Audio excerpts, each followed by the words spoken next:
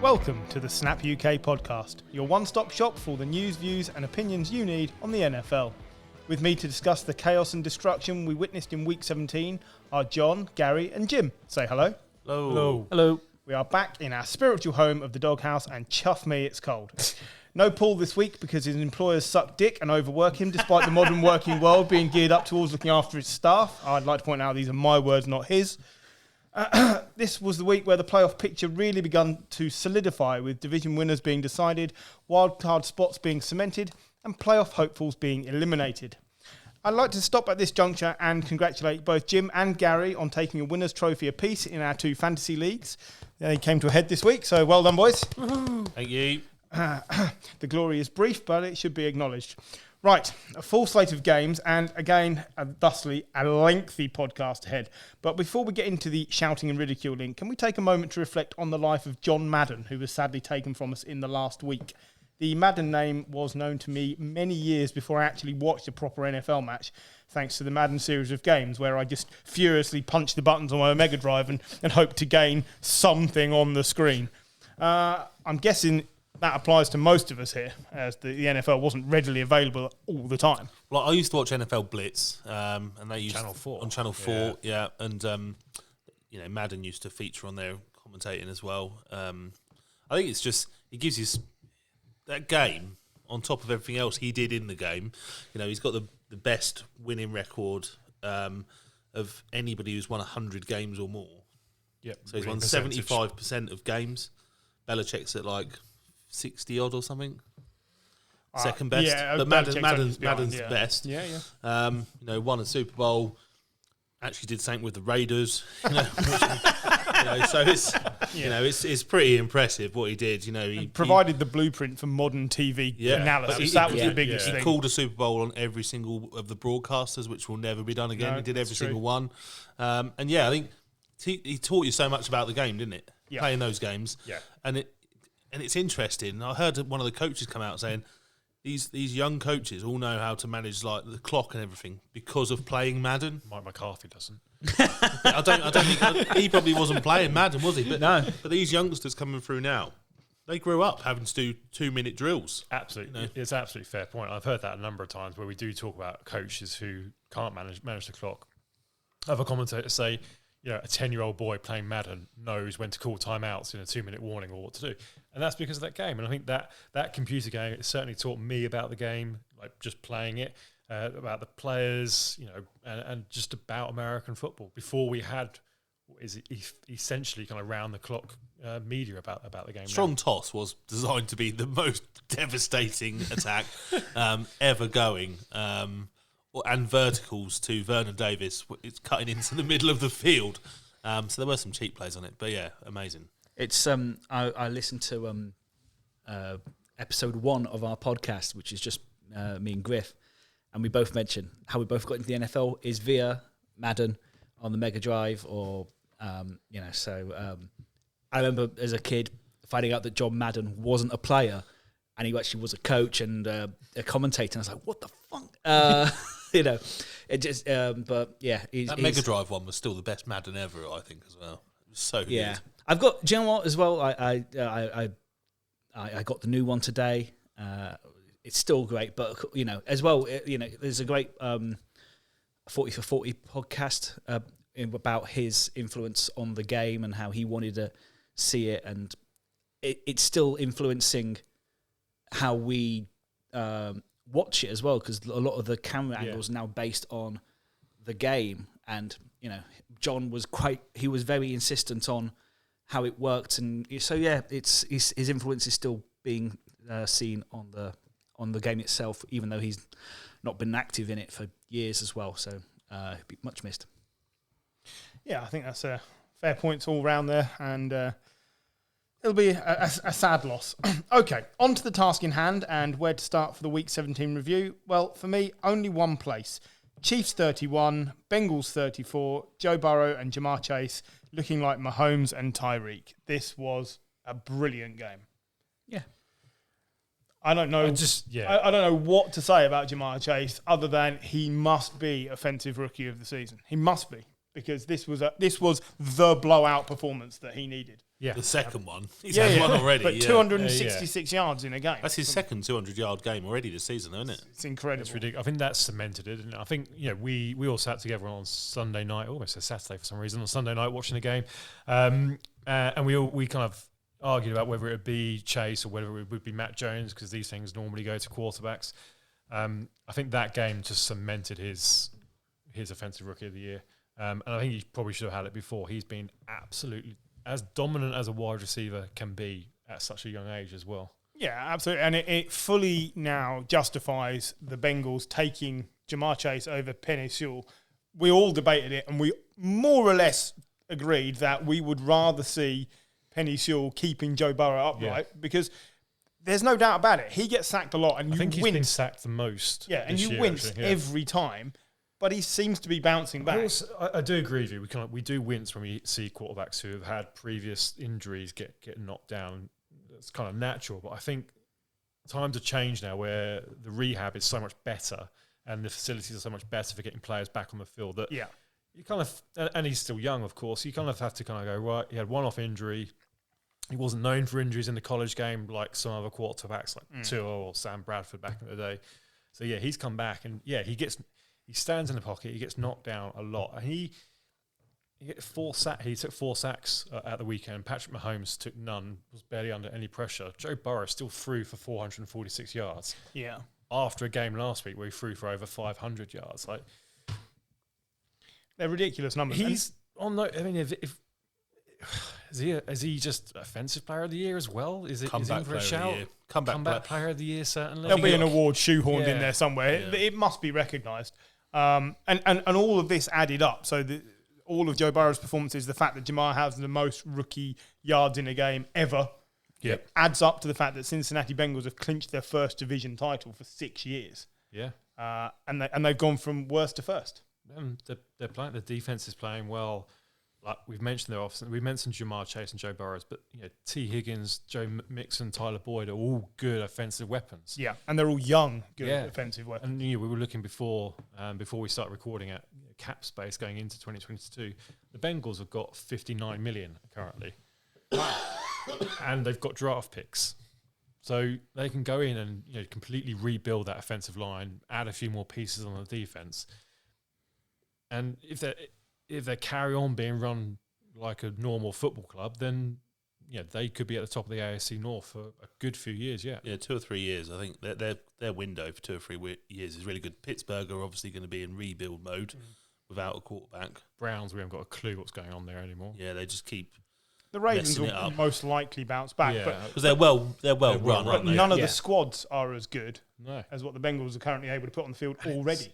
And it's just crazy. I mean, we all said Zach Taylor would probably be one of the first coaches to be sacked this year, and I was losing confidence in him as well after previously being right. Stick with it. He could be good. He's had a lot of bad luck. Now, again, he should be in the running for coach of the year. Yeah. Maybe not winning it, but certainly should be a name in the hat. It's a name that's barely mentioned, but he does deserve the praise. This is the point that I was making, is that Cincinnati are the only team in NFL history with a 4,000-yard passer, a 1,000-yard rusher, and multiple 1,000-yard receivers, all 25 years of age or younger. Well, Jamar Chase has already got nearly 1,500 receiving yards. He's about 50 yards short with a game to go. And if you think Jefferson's just broke the record for the first 2 seasons at like 2,600 yards, Jamar Chase broke his record, his rookies. It's going to be crazy. The guy is crazy, and some of the catches he made as well. His hands were crazy. You'd question some of the defensive plays because if we could, just look at the actual game as well. Some of the tackling was a bit. The Chiefs were about 17 points up or something in this game, and then lost it. Yeah, I think that at 2 points they had a 2-touchdown lead. This defense does that sometimes, just switches off. That's why they were struggling at the start of the season. And also, just to kind of build on that point, the Chiefs didn't score. Scored 3 points in the second half after scoring kind of 28 in the first half. That is a great adjustment made at half time. We make a lot out of Sean McVay, who doesn't make adjustments and doesn't win games he's trailing. Zach Taylor's done this a couple of times. He's completely changed the way they're playing and kind of taken the ball off the Chiefs and made it work.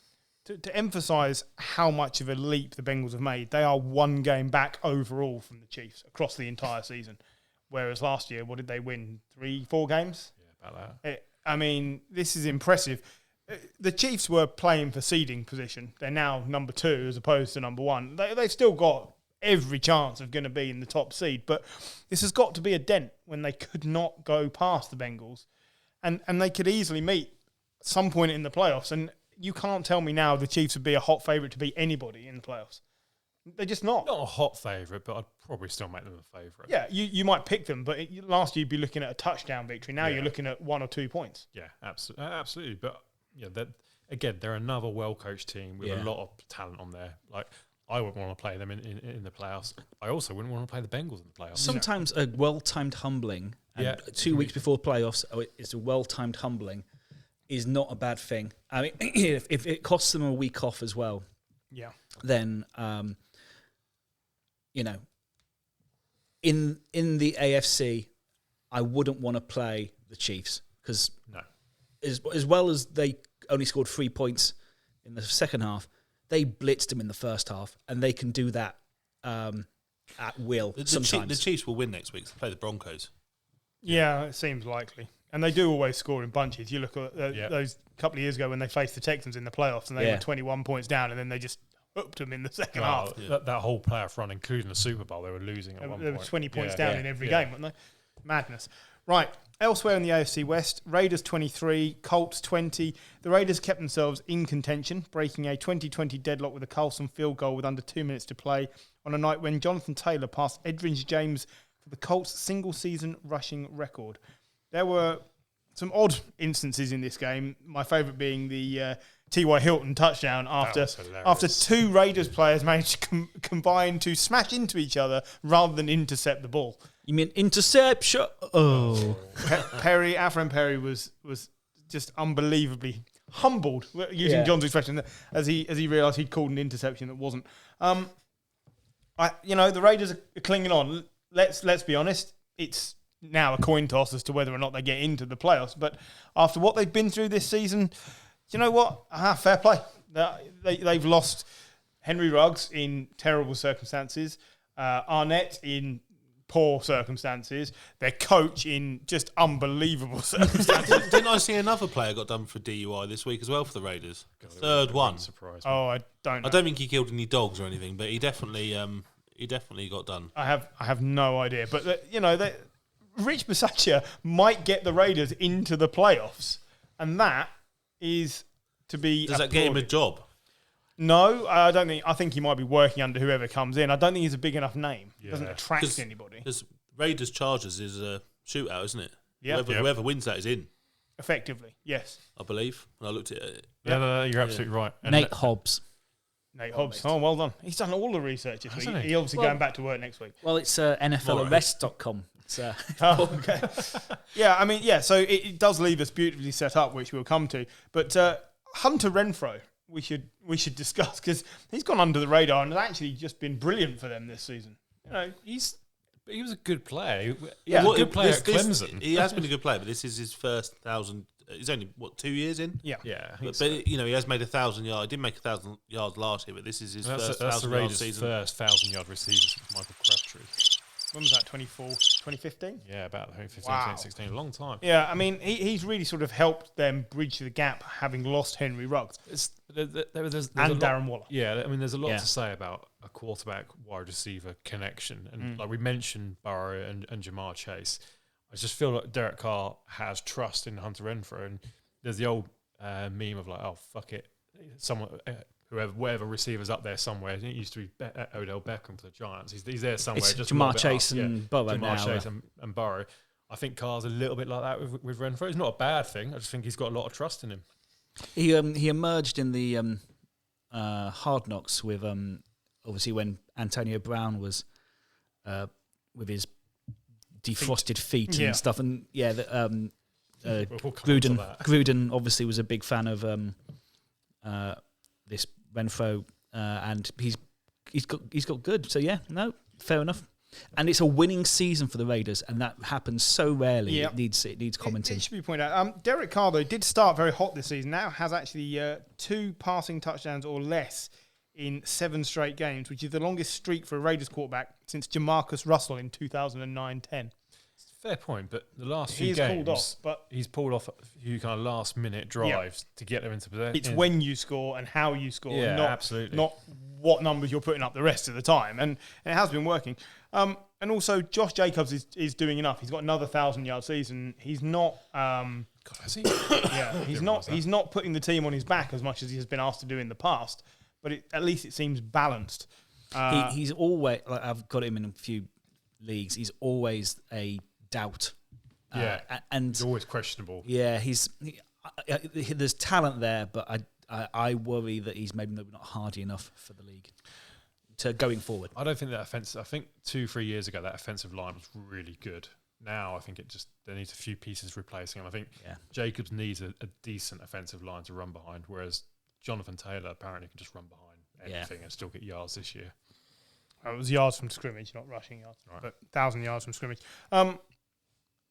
Would you rather have Carson Wentz or Derek Carr quarterback in your team in the playoffs? 50-50. No, you get off the fence. Derek Carr. I think Derek Carr. And I think Derek Carr. Derek Carr never actually got the chance to get to. No, the only time they ever got to the playoffs, he broke his leg. Yeah. Connor Fair, Cook Carson played. Wentz not had that many opportunities at the playoffs either. He had one and got knocked out Yeah. by Knocked out like a pussy. Oh, like a according to pussy. Jesus Christ, he That should was have an got up. awful hit. It was so he's illegal. such- hit. so He's such an awful. illegal It may hit. well have been, but he's such a wuss. I I would played have, on 2 broken ankles this year. Or something. I would take Derek Carr every day over Carson Wentz. I think Carson Wentz lacks consistency, doesn't it? So there are some weeks where he can look like a top 5 quarterback, and there are other weeks where he looks like a bottom 5 quarterback. I think they're the weeks where Jonathan Taylor runs for 175 Yeah. yards. 1,734 yards this season with a week to go. Jonathan Taylor, that's impressive as hell, and he would get my MVP vote if I had one. Whether or not he will don't win have it, one. no. Whether or not he will win it, I don't know. But if he doesn't, something is wrong because he is the standout player of all positions. It is him. He'll win our MVP. Or Aaron Rodgers will win the MVP. There's so many things wrong with the MVP vote. It's just not even worth getting into. Yeah. And We give it too much credence I anyway. I think Burrow would have a chance. I know I said for comeback player of the year, but like he has been. but he's amazing. a quarterback, so No, he he- immediately yeah, gets he's been elevated. Yeah. So I've mentioned the quarterbacks. These two teams are 9 and 7. Which one would you rather see in the playoffs, Colts or Raiders? Colts, but just because I think they can compete more because of their defense. I think the That's the defense only is a lot reason. better, yeah. And again, I agree. So we'd rather have Derek Carr, but we'd rather have the Colts. It's getting ridiculous. This Oh, is. okay. I'll take the Raiders. Why not? I backed them all season. Well, I'll take Wentz, and I'd rather see the Colts.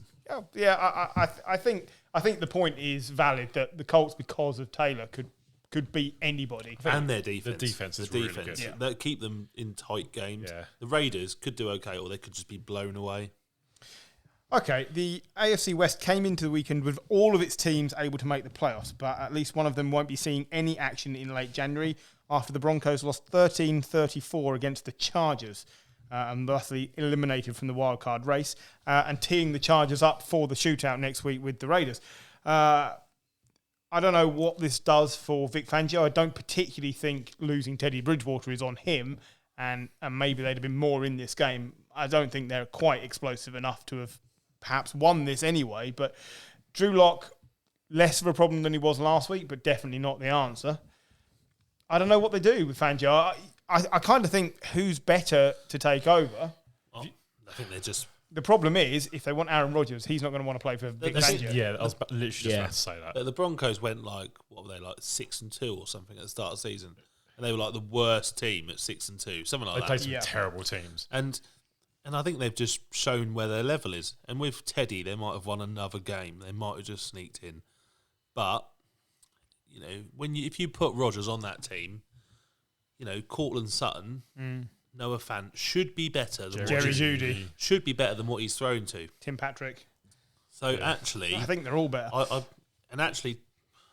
think that is still a better team than it's been made out to be.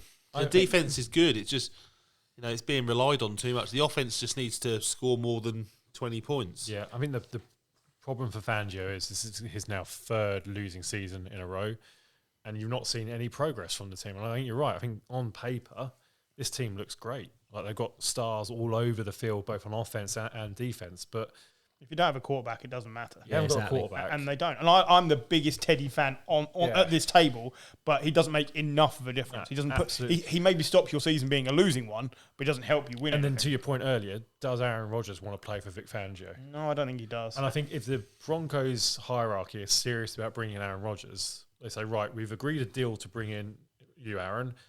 Who do you want as your head coach? Who are you picking? Who do you want? We'll go out and get them. Yeah.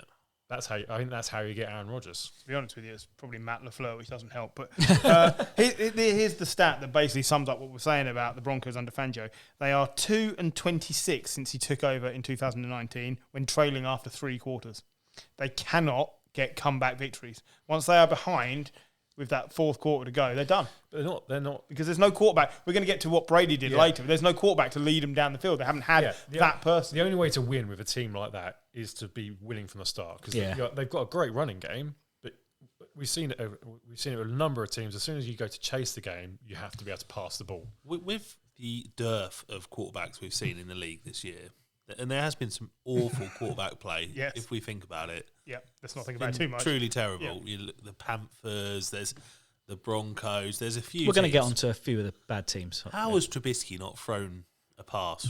He's thrown a couple of passes. No, but for the seriously, Bills. seriously. Trubisky came in for Josh Allen a couple of times. There is Not because he was bad, but because How has the nobody Bills gone and traded for him? There is every chance that he starts for one of probably 6 or 7 teams next season because he is good enough to be a starter. He maybe isn't a top 15 starter. I don't know if you do, though. If you're the Bills and Josh Allen's much better than Trubisky, but I think they're, in terms of how they play the game, they're quite similar. Yeah. And you want a similar quarterback to come in case Josh Allen gets injured, which the way he runs and plays the game, there's every chance of that. But what Gary's saying, effectively... How has he not played? Yeah, no, I completely agree. How has he not gone to a team with a chance of having a starting I option? like Trubisky, but the best thing for Trubisky is that he's not played this season. Yeah. And Absolutely you've right. forgotten that the last year in Chicago, he was shit. I think his And- confidence must have been and- shot as well. He still got to the playoffs. And Yeah. we can They won a lot of mention- games with him. And actually, he yeah. did okay. Oh, But He's not is- top 3 quarterback good. do That's the problem. Broncos become good because Trubisky's there rather than Teddy? Well, this is I the don't think thing. I don't think they're any better. I don't think Trubisky's any think- better than He's Teddy better than Bridgewater. Drew Lock. I think he might be more explosive on occasion. I think the arm, when he gets it right, is better. And his legs. He can run as well. I think he's better than Tyrod. Yep. Yeah. I just think that he is definitely in the top 32 quarterbacks in the league. Yes, I agree. And there's Yeah. nothing coming No, out yeah. of college. And some teams have had some awful years. He'll- And I know some I'm people going a trade bit for left field, but I'm just wondering, you look at the Broncos, who are 1 game away from getting into the playoffs. Yeah. Maybe, rather than having Drew Lock, maybe they'd have got Trubisky once they realised that Teddy was fair still a point. bit brittle. Yeah, no, it's a They fair might be in the playoffs Yeah. right now. That's my Well, point. but I agree. We it's also- poor management is not. How many It's not teams? Broncos Seahawks? exclusive. No, They we're lose going to get Russell on to that, Wilson. John, don't worry. Seahawks lose Russell Wilson, Trubisky. There's so many teams out there that... Geno Smith wasn't too bad when he came in for Wilson. Geno Smith. I'm happy seeing Geno Smith quarterback the Seahawks. Trust me. I think you're coming from the wrong standpoint. The other thing we ought to say about the Broncos is that they've not made the playoffs from one of the trickiest divisions. So we've already seen that the Chiefs have got this division wrapped up. The Raiders and the Chargers are going to battle it out for a playoff spot. They could both go through. They could technically both go through. We will get to all the permutations. But Not going to happen. the but chances are that one out of the two is going to fail. But this is why the Broncos have also come undone a bit, is because they just, unluckily, a bit like you've had with the Niners in the past, where you just keep consistently being stuck in a really good division and somebody has to lose every year. So next season, if everything stayed the same, Broncos might just find that they've made it through because Derek Carr gets injured or Justin Herbert gets injured. Speaking of Justin Herbert, he's now thrown more touchdown passes in a season than Philip Rivers Yeah, ever I saw managed. that. So he 35 touchdown passes. broke the rookie quarterback record last year and broke the franchise record this year. Yeah, but has he ever been Week 17 AFC Player of the Week? Yeah. Never played a playoff game with a torn ACL. Has his wife had 2 children in a 12-month period? I'm not even sure he's married. I don't really know. He's He's achieved nothing then. yeah. just driving around in his fuck bus. I don't know, but yeah, it's. Did you see Herbert on the? He was shown on the like jumbotron. Yeah. And he tried to hide. Yeah, trying to hide when they were putting the stats up. Yeah. I like that. Quite humble. He's not there for that. Austin Eckler or Keenan Allen, which one does Justin Herbert need more? Eckler. Yeah, Eckler. Because he gets a lot out of Mike Williams. I think Austin Eckler is massively key to this team. They can't afford for him to not show up this week. I think they have to pay Mike Williams as well going into next year. It's in the charge. It's at the Chargers, isn't it? Yeah. Is it? I don't know. Oh, I thought it was. We're at the Rams though. Don't they play in the same stadium? It is at the Raiders. Oh, it is at the Raiders. Yeah. Who wants to stick their neck out first and say which team is going to win that game? Chargers. Yeah, I think Chargers. John?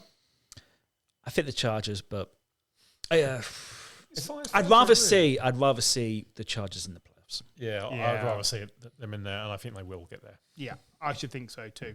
As much as a contending team the Raiders are. Yeah, well, they've made it all the way to week 18. I'm happy enough. I've just about scraped by on that statement from earlier in the season. As wild statements have gone, it's not been as bad as some that have been said. There have been worse. It's still Made a the fucking season ridiculous statement. They are not Super Bowl contenders, but they are playoff attenders, maybe. Look, if you do shit in regular season and just scrape through, you can win a Super Bowl. Yeah, you can. The Rams stay atop the NFC West at 12-4, following a 20-19 win against the Ravens. This being the Ravens' 5th straight defeat, leaving their playoff hopes looking like John Wayne Bobbitt's penis, tiny and mangled. I don't really know. The fuck? I was just trying to shoehorn something. I told you I freestyled this week and I didn't self-edit the thing. I don't even know who that is. Really? Oh, look it up. It's hilarious. He got his penis chopped off by his wife. And then she threw it out the window of the car and some highway agency people had to find it and sew it back on. Back in the 90s. And then the Bee Gees did a charity song about it. I mean, it's all true. I think we need a whole other podcast about it. And then he became a porn star. I'm not making any of it up. Put a stent in it. Welcome to this week's Sedaton Land. Yeah. John Wayne Bobbitt. How have you not know who that is? Right, okay. Fine. So, Stafford, is he a playoff liability? Yes. Another 2 interceptions this week? 3, wasn't it? 2. So it's 5 in the last 2 games. Shoddy. And he's thrown 4 pick sixes this season. Shoddy is the word for it. Against no cornerbacks. They haven't even got any fucking cornerbacks. It's not great. They made really hard work of this, the Rams. They did. It's not great. I Before this game, I just had this sneaky feeling it would be the sort of team that the Rams would not do well against. I think it's well-coached teams. McVay, everyone goes on about McVay, but he struggles, doesn't he, against the really experienced coaches? I really want to disagree with you, Gary, and say that he's a good quarterback and he's never really had the chance in the playoffs and he'll be much better this year. I'm finding it really hard to because you're right. Bearing in mind he's been in the league since 2008. Yeah, 2009. This is his first 12-win season because he's played on some terrible Lions teams. So he is an upgrade over Goff. I don't think anyone could disagree with that. But yeah, the last couple of weeks he has been shoddy. It just makes you wonder about his decision making. His arm's great, isn't it? But if you throw to the wrong coloured shirt, it just doesn't work. Well, not usually, no.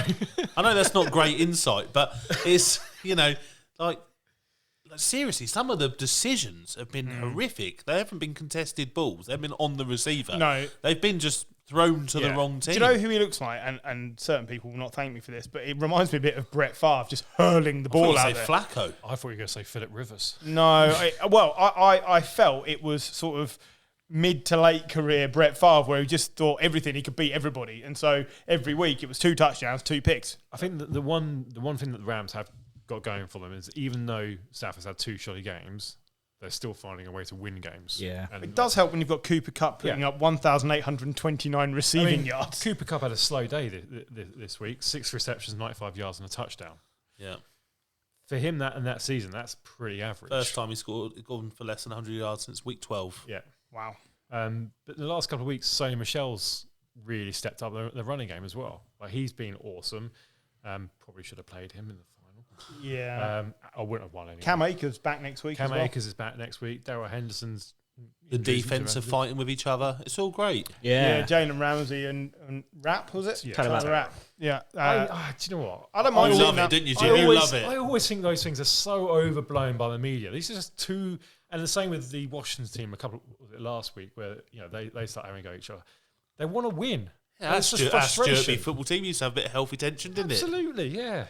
Healthy tension. That's what we called it. Yeah, absolutely. Norwich. The Ravens losing 5 straight hasn't been done under John Harbaugh's reign. 2008 was the last time. It was like the end of November. They were the number 1 seed in the AFC. Yeah, and injuries basically caught up with them. Injuries and COVID have absolutely destroyed the team, and have done since the start of the season. Like, actually, to be at one point the number 1 4 seed running in the backs down, weren't they? Yeah, before to the be season the number started. 1 seed in the AFC at one point actually is a testament to that coaching team. We chatted earlier. I don't think Tyler Huntley's that big a drop off from Lamar Jackson. I think there's going to be question marks about contracts coming up. I'd want to see a larger Yeah, sample. I think over the course of the season, It's like why Tyler Heineke comes in, and you think, for a few games, there's no drop off. Then you're like, oh no, he's shit. Do you go if you're Lamar Jackson? Do you ask for a $40 million contract a year?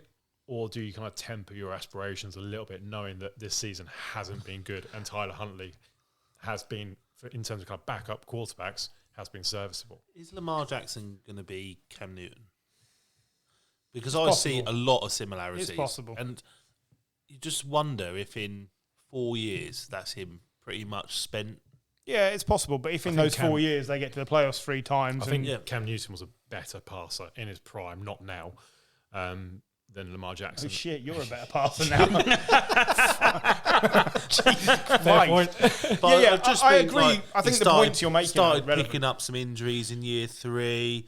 Yeah. It's going to start to change how he plays the game a bit. Won't be necessary to his strengths. People have been able to scheme against him.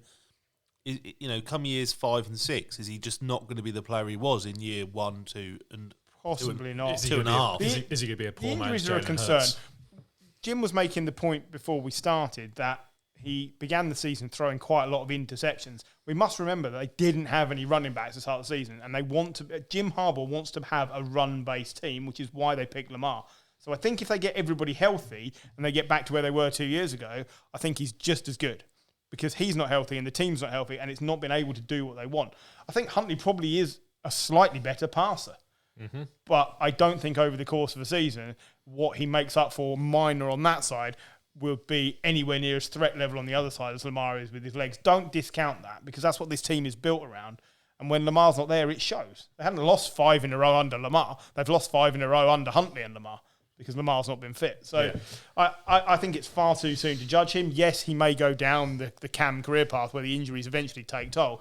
But if he gets to the playoffs 3 or 4 times in a row before that happens to him, they've got time to find another quarterback. That's where they're at. I mean, he's coming off a bad year, but he's also coming off when he was MVP 2 years ago. I mean, he's probably not going to get, Russell Wilson money, but it's not like he's Baker, who Yeah, exactly. Who's got to be I just reckon he'll glad get of. about 38 a year. I think he'll get paid and it get. won't even be in question. I think the Ravens are perfectly happy to pay him. I don't think it's even an issue. Yeah, no, I think fine. Hot on the Rams' heels are the Cardinals, who clinched a playoff spot with a 25-22 win in Dallas. The Cowboys have slipped to the 4th seed in the NFC. The Cardinals needed to stop the skid. They'd lost 3 in a row. Maybe they're turning it on at the right time. People are stepping up in place of Hopkins now. AJ Green's starting to look like a little bit like AJ Green again. He's never going to be that good, but at least he's consistently performing every week. And they're just in the hunt and very dangerous. I think this tells us more about the Cowboys than just the Cardinals. Yeah, I think you could be right. I'm really I know they're waltzing into the playoffs and everything, but it's only because everyone else, Shit. the division's shit. Bad. I mean, it's just for that roster, they should be.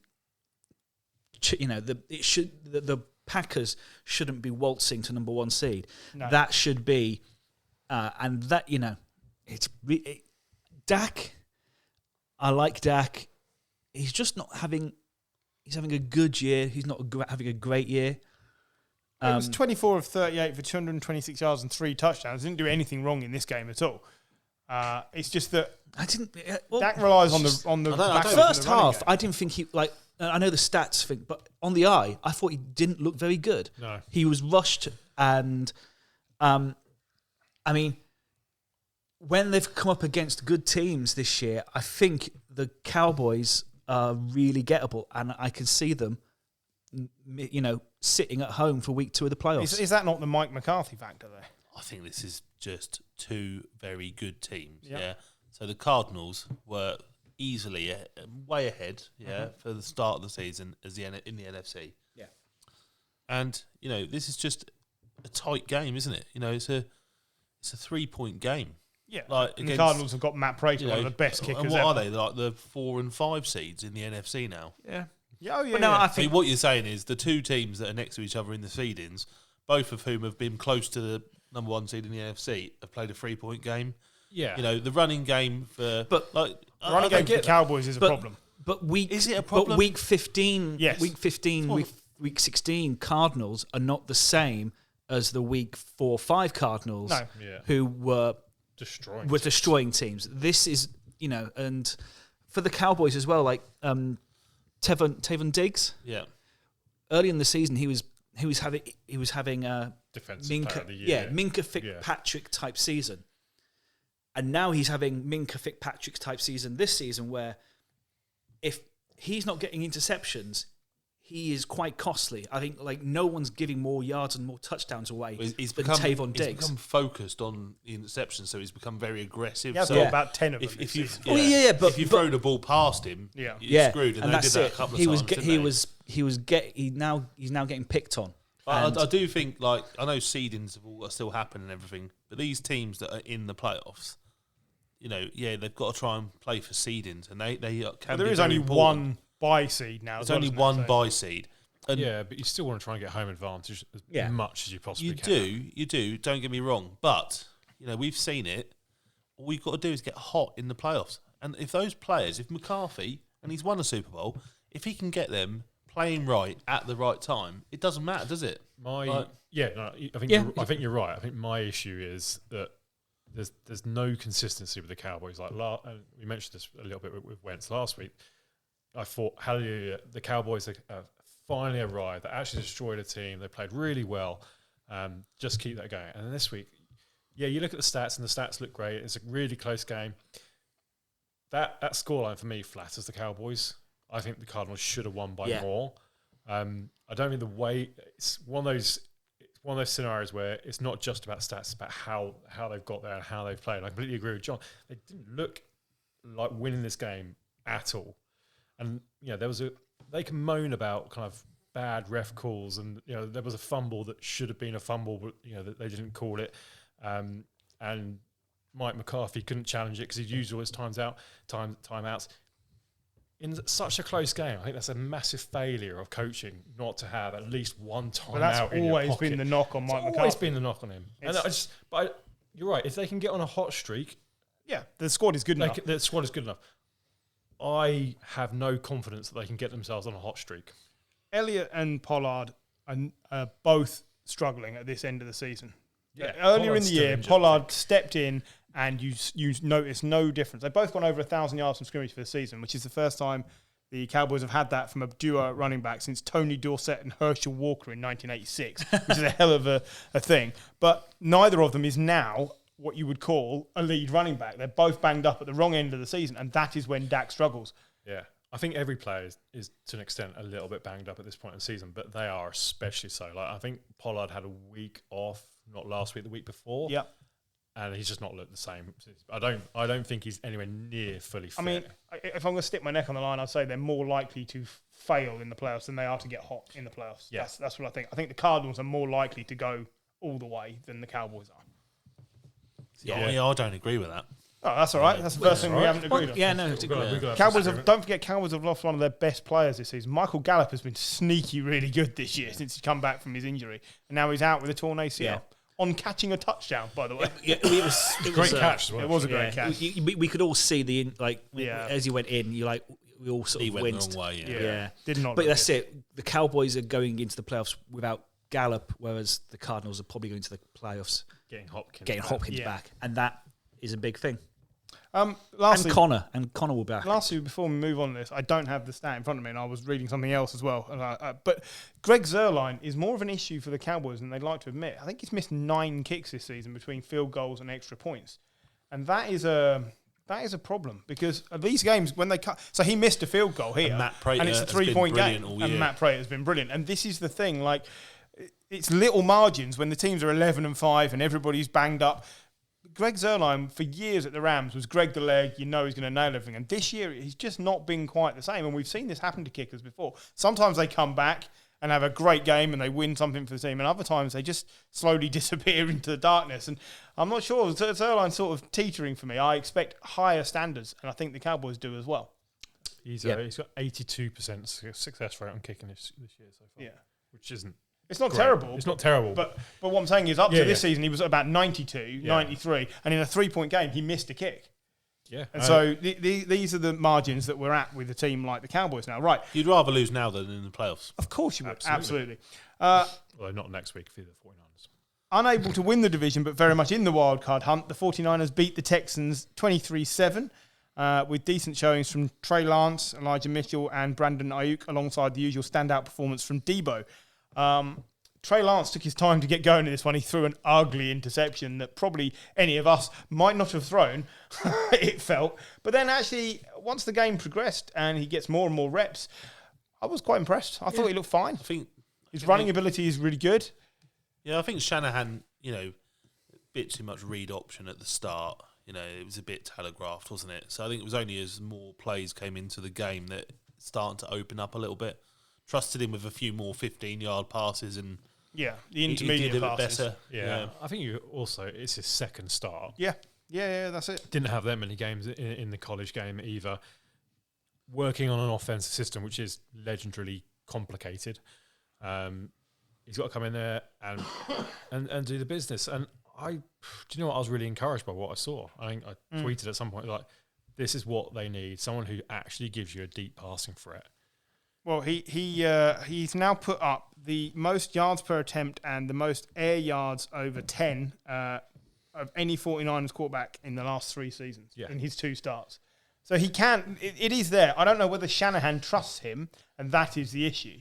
Like you say, they were very slow to start, very slow to work in what he does. And it's because he's so different to Jimmy G. It's a completely different plan. So we were saying earlier, Lamar and Huntley, it's a similar sort of plan. Allen and Trubisky, it's a similar sort of plan. These two couldn't be more different. It's completely different, and that's an issue. I'll tell you what, like I said to Jim on Sunday, there's just something about the way he moves on a field that reminds me of Kaepernick. I think it's a stature as well, like quite long and almost gangly to an extent. He does, he absolutely reminds me of Kaepernick. Kaepernick fired a ball as well, didn't he? What you're saying is he didn't have any touch.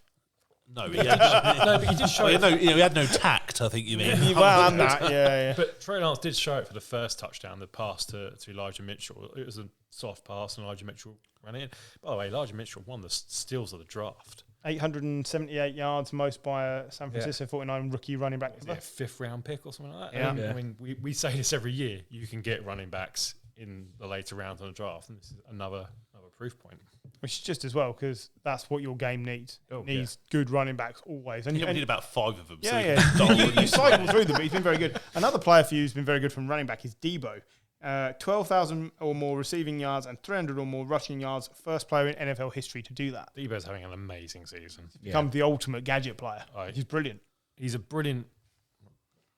very good receiver. I don't want to say he's a brilliant receiver because we've been talking about Jamar Chase and Keenan Allen and such. Like, I wouldn't put him quite in that kind of league, but he's a brilliant player, offensive player, because he has got that ability to run the ball. And like some of the runs and the runs after catching that we've seen this year, he runs angry and like. Well, the Chiefs used to do it a bit with Tyreek Hill, didn't they? Yeah, he never really had the physicality to sustain it. Yeah. But because Debo is a monster, it's like asking AJ Brown to run the ball. That'd be fine, wouldn't it, for the Titans? Yeah, this offense is starting to excite me a little bit more because there's so many young players on it and talented players like Brandon Ayuk has come back this last few weeks. This week, 4 catches, 94 yards. Debo Samuel's still young. We mentioned the running back. We mentioned Trey Lance, the quarterback. George Kittle's not that old, really.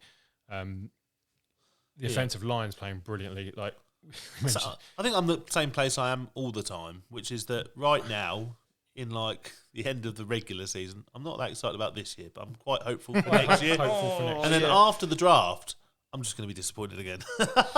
So we can't fuck it. We've barely got any picks in the draft. It's effectively for the Niners, it's win and in this week, right? You play the Rams. fine. Yeah. Firstly, which quarterback are you starting if you've got the choice? I would say you've got to start Trey Lance and go for it. I think Trey Lance might be in now because Jimmy G throws too many interceptions, and if we get behind against the Rams, we know McVay doesn't lose. You're absolutely right.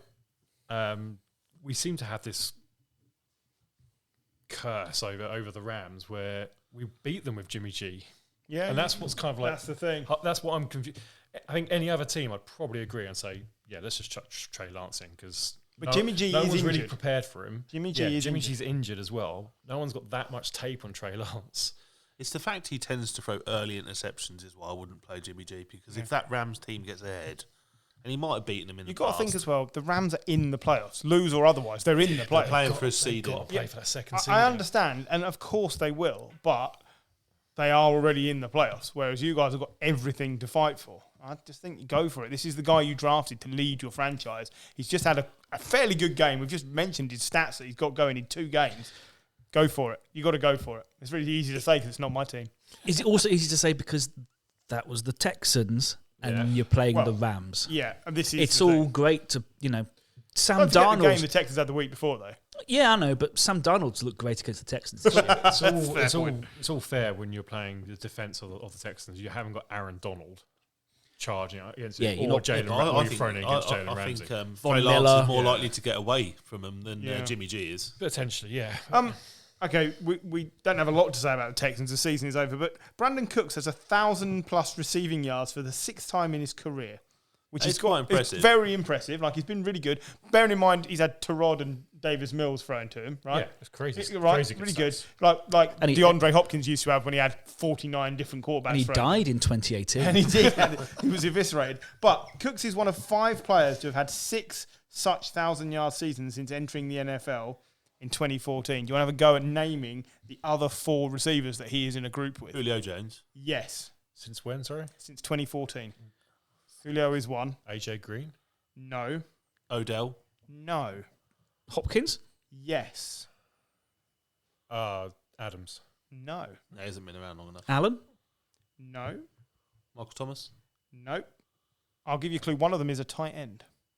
Oh, Gronk. No. Kelsey. Kelsey, yep. And you are missing one wide receiver who you might kick yourself. Evans? Antonio Brown. Evans. Evans. Well done.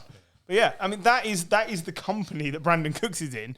And he's played on several different teams in that time. Rams, Patriots, Saints and the Texans. And he puts up yards wherever he is. It just, he eventually falls apart with a concussion. But He's not done that in a He always while. gets chunk plays, doesn't he? He does, 40, yeah. 50 yards. Yeah, of course I he does, mean, yeah, there's yeah. been what?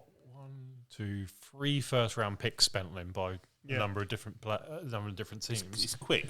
He's quick. He can catch the ball. He can score touchdowns. Why not have him in the team?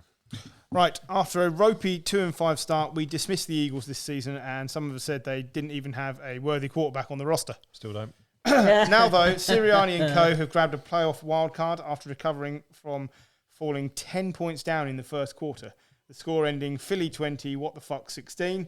It's all about the Eagles' ground game again. Are they actually in now, are they? Yeah, they're they have guaranteed. secured a wild card. Fuck's sake. They may be in the playoffs ahead of the 49ers Yeah, well, yeah. because you might not make it, and they have. Brilliant. I know, just saying. Yeah, I mean, Still it's take all Jimmy about G the ground. over It's Jalen all about Hurts. the ground game. But Jalen Hurts is doing enough, and you got to admit More than enough. they are in the playoffs. Nick Sirianni and Jalen Hurts have done a good job. Jalen Hurts was brilliant this week. He really was brilliant this week. He was good. He was all right. Christ It alive. didn't cost them the game, but you're playing Washington. Come on. That was hard work for you this It week. really was. Sat with 7 of us. There were a number of passes which were very wild, which you all stayed very quiet over as well. Well, yeah, they didn't get intercepted, though, did they? They didn't, no, but that's because you're playing Doesn't Washington. matter then, does it? 17 of 26 for 214 yards, but it's the work on the ground. 7 rushes for 44 yards. 6.3 yards a carry from a quarterback. You mentioned Lamar Jackson earlier. Yeah, it's the same. It's exactly the same. And that's Lamar's been MVP. Yeah, but he's done nothing since. He's been injured. And it may well be the same thing, but you can win games, and they are winning games, and they are in the playoffs. You can't. I don't think the fact the Ravens are so close to the playoffs, I think we can't judge Lamar this year because the whole team's shit. Thank you. It's in the treatment room. Absolutely agree. But what you can... But I can judge Jalen Hurts, and I think he's done fine. Yep. He's done enough to... We'll start a quarterback for them next year. Yeah, he absolutely will. But I still think there'll be rumours about them trying to get another quarterback. He does need to get... I think he's been really good. And I think he's been much better than anyone thought that he would be. Jim doesn't think he's been better than he thought he'd be. But he needs to get more out of his wide receivers because he has got some amazing wide receivers there. That I completely agree with. Yeah. And I think if they can do some work in the off-season to just bring that part... if you think back to Josh Allen, because what's Hurts played? A year and a half? Not really that. I Not mean, he even played that. the last Year few and a games. bit. Yeah. He played the last 4 or 5 games Yeah. last year. It's probably about 19 games. So if you can do some work with him around that decision making and going through the progressions a bit with those wide receivers that are only 1 and 2 years into the league as well, Yeah. then you never know next year could really turn into something. That's Absolutely. horrible to say. No. If he can improve his passing game, then I think there is a chance he could be good. But he's not a dual threat quarterback because his passing game. He's not isn't Kyler good Murray, enough. is he? No, his passing game at the moment is not good enough. And I think it's great having a dual threat quarterback, but I think passing has to come before running. I don't think the first option should be you're running the ball if you're a quarterback. Well, it's not, is he? He ran it like 7 times. Yeah. I think winning should come before all else, and he's just got him into the playoffs. Yeah. So. I mean, 7 times as well, that's not that many times, is it? It's not like... No, but you watch. If you watch the game, he's looking to... There are a lot of plays where he looks to run before he looks to pass. As well, the offense, I know Devontae Smith, he's had a decent season. Dallas got it. Rager, is that the other one? Yeah. But Rager was brought in for a different system. Rager was brought in because they had Carson Wentz. Yeah. And Jalen Rager doesn't really suit Jalen Hurts. No, what John is saying is now they've evaluated Jalen Hurts for a whole year, build a team around him, and they'll probably be even more successful. There was one pass on the run that Hurts did. If Mahomes had done it, everyone would have been going absolutely crazy about it. But there's lots of passes on the run he doesn't make. It's not an easy skill, Jim. No, I know. It's not. That's why we laud the players that do make them. If I run and throw at the same time, I'm exhausted. You run, you're exhausted. As well, these are the same sort of criticisms we were throwing at... I know not as much, but we were throwing at Josh Allen after one year, and that is where Jalen Hurts is. He's technically really still after his first 1 year quarterback. I agree. Let's see where he is after 2 years, 3 years. But listen, it hurts me to say, but the quarterback room at Philadelphia is much better than what the fuck I've got. Yeah. Yeah, It's much better. Basically, in the NFC East, 2 teams have got their quarterbacks, Dak and the Cowboys, and Hurts at the Eagles, and 2 teams have not got their quarterbacks. Yeah. I really had to think of the second one. As well. And that is the difference. They're the 2 teams that are in the playoffs. And the fucking spare one is, he's a dickhead, but he's better than what you've got. The quarterbacks at the 2 other teams. The campaign to get Gardner Minshew to the Giants is on. We've talked a lot about Eagles, but can we talk about Sirianni? Everyone wrote him off, including me at the beginning, because it's like, who the hell is this? Gave a terrible press conference. Like, this is not going to work after the disaster was getting rid of Peterson in the off-season. The team is good. The team's playing well. And, they got to playoffs, and that's absolutely brilliant. But at the start of the year, I didn't like this roster at all. And I think what they've got out of it, the whole roster, credit to Nick Sirianni. Can they upset anyone in the playoffs? Yeah. That's the question. I think they probably could. They can. They can, of course they can. Will they? But I don't They think, won't, but I don't think they Does will. anyone here believe they will win a game in the playoffs? No. the thing is, Looking at if looking you, at if you division have winners, if they end up with a Cardinals, who Yeah, but they won't, though, will they? I'm trying to think who the so seventh seed. NFC West is still open. It could go to the Rams or the Cardinals. I don't think the Eagles will win a game in the playoffs, but Well, I it think their depends who victory is making the playoffs. But if I was in the playoffs, I'd probably want to play the Cardinals right now because I know they looked all right this week, but the 3 weeks prior, they've been toilet. Yeah, So I see your point. I'd want there's- to play the Eagles. But I yeah, want to play the Cowboys. But see, That's it, And this yeah. is the thing; it's all opinion. If it ended today, I thought I did see this. He's got the million permutations. It coming would up. be versus the Rams as of today. or that they're not beating the Rams. No. But if Stafford has a One of game those games. where the Detroitness sort of bubbles out of him,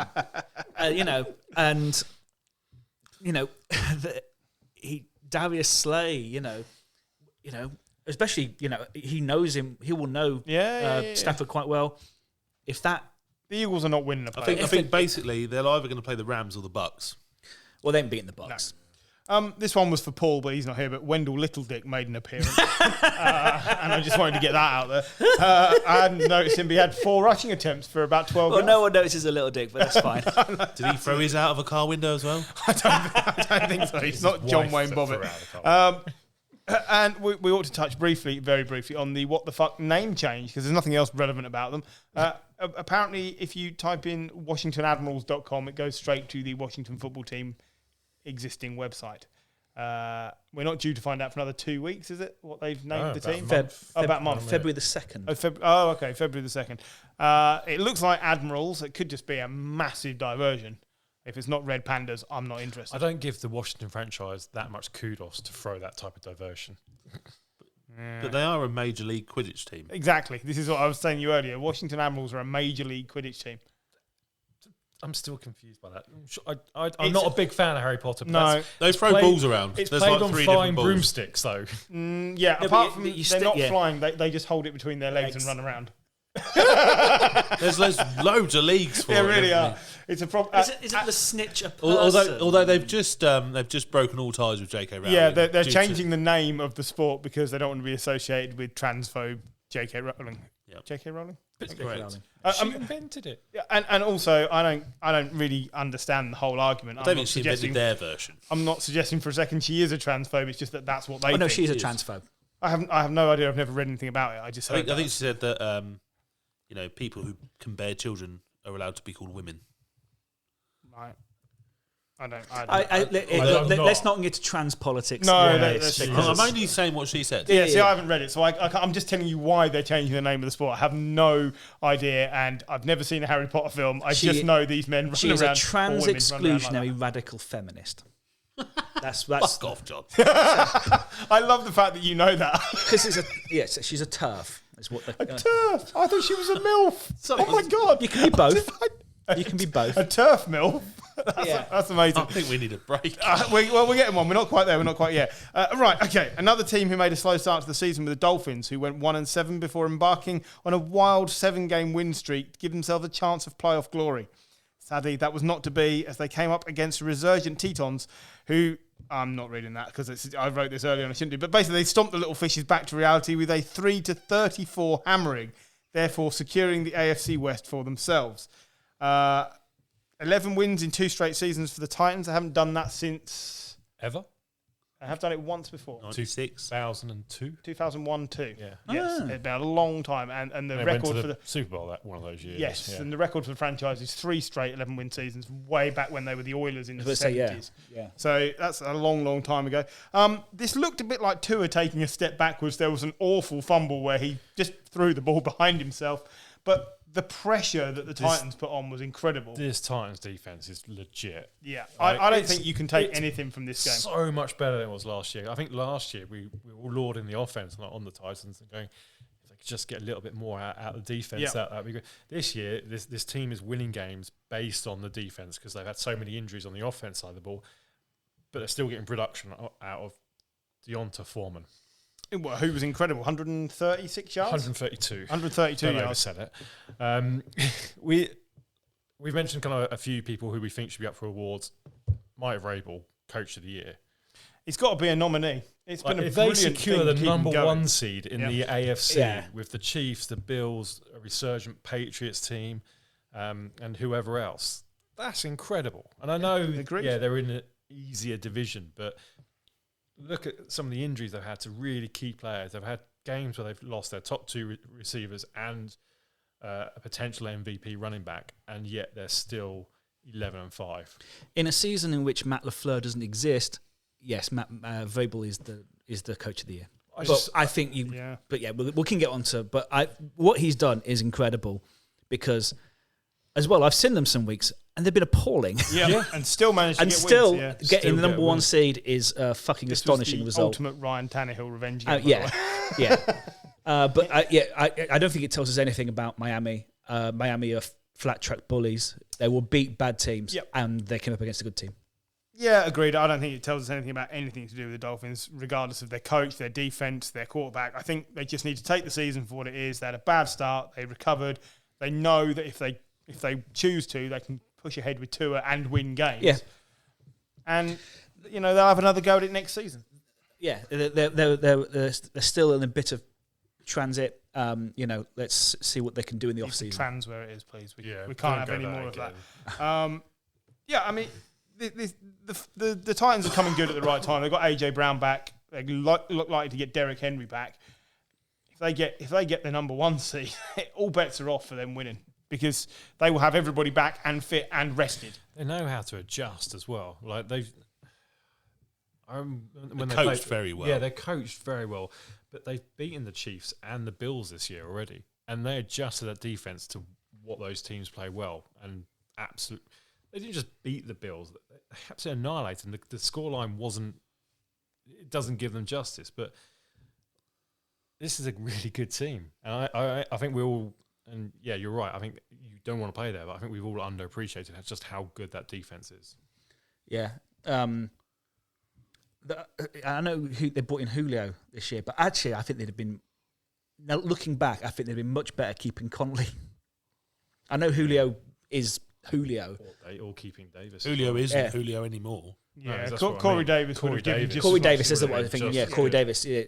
I think they'd have been much better keeping him, which is hindsight and all that. But yeah, Right, quick recharge time. Let's go for a break. The rest of the AFC East is falling into place above the Finns as the Bills overcame the plucky Falcons 15-29, and the Patriots keep pace by stalking the Jags, blowing them apart with the bazooka and defiling the aftermath for a 50-10 win. Where to start with these two? I think I'd like to start with the Matt Ryan taunting, because this was hilarious. Matt Ryan never does anything bad ever. He's Matty Ice. He does nothing. He never expresses any sort of emotion. They got blown out in a Super Bowl and he just congratulated Brady and walked off the field. He taunted someone in their face, got called back for a touchdown that didn't count, and then had the taunting penalty added on. And this is why the Falcons didn't lead the game. They were like 3rd and 20 or something after that. Yeah, it was a Instead. disaster. It all just fell apart, and it's very rare to see him lose his composure like that. I it think was a nice running touchdown, to be fair. But yeah, It was Matt Ryan. Yeah. Not like someone who you expect to run. no, absolutely. It just it stuck in the mind. Pitts has now passed Julio for the most rookie yards as a Falcon. He's done that quietly this season, if I'm honest. He's not scored that many touchdowns. And one or two. Yeah. He's very Julio then. Yeah. Well, and that's the Fair thing. It's just been a bit quiet, but this was good for the Bills, even though Josh Allen had a terrible day with 3 picks and no touchdowns through the air. Devin Singletary saved up some magic, won some people their fantasy leagues. Yeah. Whose what idea was player? it to play him? Mine. Player. To be fair, I did have Darryl Williams on the bench as well, who scored slightly more points. And Donta Foreman, wasn't it? And Donta Foreman. Yep. And everybody else that seemed to be going in for a touchdown in the first 2 hours. Yeah. So the Falcons were in the playoff race until this game. They're now eliminated, but they can still wreak havoc on the playoffs, which we'll get to shortly when they come up against the Saints next week. But for the Bills, this was crucial. They basically are half a game up on the Patriots. They're both at 10-6. And, next week will decide who is the division winner there. I don't know what sort of difference it's going to make path-wise. Not a lot, because neither of them are going to be the top seed. So then it makes less of a difference to your standings. But it's a big deal. The Bills have sort of overcome their own stumble, a bit like the Titans, and are in the driving seat to win the division, which they probably deserve to do, just about on balance. I think Josh Allen has just, he's just turned it up a dial the last 2 or 3 weeks. Yeah. He has been awesome. Yeah. And that could be the difference in the playoffs. I agree. I've not been big on the Bills all year. I still don't think they're well-rounded enough. But Josh Allen persuades me every week that he could be enough of a difference maker, which I didn't think I would say. He was very good last year, but whether I thought he could win games on his own, I wasn't too sure. But now he seems to be able to win them with his arm and his legs. That's the scary thing. I thought he was better last year. I think he's almost trying a little bit too much this year. I think that's where some of the mistakes come from. The last 2 or 3 weeks, it's been better. Yep. Yeah, I mean... The Bills have 3 straight 10 or more winning games in seasons for the first time since 90 to 93, when they lost 4 consecutive Super Bowls. Just like to point that out for them. And I'm sure they really appreciate you. I'm sure they do. Yeah. I'm sure they do. But they also, more impressively, have won 17 consecutive games by a margin of 10 or more, which is the longest streak since 1950. That is impressive. When they get it right, they blow teams away. But once in a while, they just look like they're not prepared. And that's the problem in the playoffs. I don't think I would trust them to get more than 1 win, because I just don't think they're always that prepared. I don't trust them in a close game. Yeah. But yes, they blow teams away. But I think as soon as a team with a bit of quality, plus the Jaguars, plays them, they just don't. I don't trust them. Like some of the games they lost to the Buccaneers was a close game. The Steelers was a pretty close game. We mentioned the Titans early on. The Pats, the game I lost early in the season, 14-10. Just something troubles me about them in close games. And I think, to Gary's point, I think that comes down to the lack of running game and roundedness of that offense. Maybe it's coming back over the last two weeks because, Devin Singletary has looked much better. I think that's going into the playoffs. I think that's vitally important. It's what they've needed all season. Yeah. The running game's been missing. Yeah, and this game, it was all on the running game. Singletary always looked like the most likely between him and Zach Moss to actually... He's clearly the most talented. He just hadn't actually put it on the field for more than 1 or 2 games here or there. Foyer-Lucan, he's gone under the radar for me, but he has 10 or more tackles in 11 games this season, with only Miami's Zach Thomas, who had 12 such games in 2005, having 10 or more tackle games since 2000. This guy's making a star of himself, and I barely know who he is, and I watch the games every week. The Falcons have got some pieces. They really do have some pieces, and I think Arthur Smith's done all right. He's had a good first season. They've missed out in the playoffs, but only just, and considering... I think they'll be delighted. Yeah, considering where they were, I think this is fine. I think you look at the roster, and they gave away their best wide receiver, which I think it actually turns out it's probably a good thing. They lost their next best wide receiver. Yeah, they lost Calvin Ridley. You look at the roster and what he's actually been able to get out of it. To go 7-9, I think that's decent. Yeah, and I think if Calvin Ridley had stayed with the team, and he's done the right thing, but if he'd stayed with the team, they'd probably win 1 or 2 more games, and they're right there in the final week mix for the playoffs. I think that's the margin they're at. So... Progress, isn't it? You've got to celebrate the progress. It hasn't been pretty. What we saw in London was not good. Turd. To think about 3 months later where they are, you just celebrate the progress. I think that's got to be the message there. Do you know who'd love to celebrate some progress? The Jags. They'd love to celebrate some progress, but they don't have anything to celebrate. Anything. They got destroyed. We were discussing whether or not the mercy rule should come in if you lead by 30 points in the fourth quarter. This ended up being a 40-point blowout, and no one was surprised. This is ridiculous. That's only because of a garbage time touchdown as well. It cost me a few fantasy points, the bastard. It was everything the Patriots needed, because it gave Mac Jones the opportunity to get right after a couple of iffy games. You can't read too much into it because it's the Jags, but at least it's a restorer for confidence. And That's about all you can take away from this game because it wasn't competitive. Jags have already given up. That's it. It's done. Well, yeah, I'm sure they wish it was still a 16-game season. It's the first time that in, I think, 12 years or something, that the Patriots have scored 3 games in a season of 40 points. Like, they've put some serious numbers up when they put it right. Jets every year. Yeah, I know. They're usually closer than we'd like, but yeah, this is a demoralising defeat, I think. Trevor Lawrence has passed Gardner Minshew for the most passing yards by a Jags rookie. He's also got the most interceptions tied for Jags rookie with Bortles. Blake Bortles. He gets his mention. He gets his weekly mention. 17 with a week to go. I mean, he should beat Gardner Minshew because Gardner Minshew only played half the season. 12 games. So how many touchdowns did he throw? 9. 7. 7 to 17. That is that might be wrong. It might be 9, but yeah, it was a running touchdown this week, wasn't it? No, it was a pass. No, it was a Was it a pass. pass? It was a pass, yeah. It was by a running back, but Okay. It was not. I mean, it was only just a forward pass. I mean, there's still better stats than Terry Bradshaw. Oh, he has 10 passing touchdowns to 17 interceptions. Yeah. So slightly better than you think, but that's too many interceptions. And he hasn't thrown 2 touchdowns in a game since Week 4. 1. Week 1. week 2, something like that. Yeah, it's week 1, I think. it's we can, Well, you we know, can't we talk can go about out it ad anyway. nausea, We've but talked about it. Yeah, you know, The environment he's in. let's see what happens next year. JC Jackson has equalled a record with Richard Sherman for consecutive seasons with 8 or more interceptions. And yet he's another player who barely gets a mention.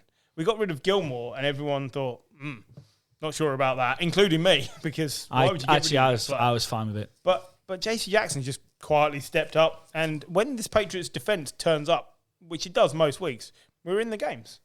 I Can't think win them all, but isn't it like if you go back to 26, the year he was drafted, and you go like year by year, he is the player with the most interceptions. Like if you go back to 2016, it's JT Jackson. If you go to 2017, really? it's JT. Like oh wow, I didn't know that. it's quietly really impressive stats. Yeah. But and unlike some of the people like your Fitzpatricks and Diggs, he's useful everywhere. So What worries me about him is he's only on 1-year contract, so chances are the Patriots probably won't re-sign him. He'll go somewhere else, get paid $20 million a year, and be terrible. Terrible. Yeah. And then he'll be back with us for a couple of years. That's how it always works.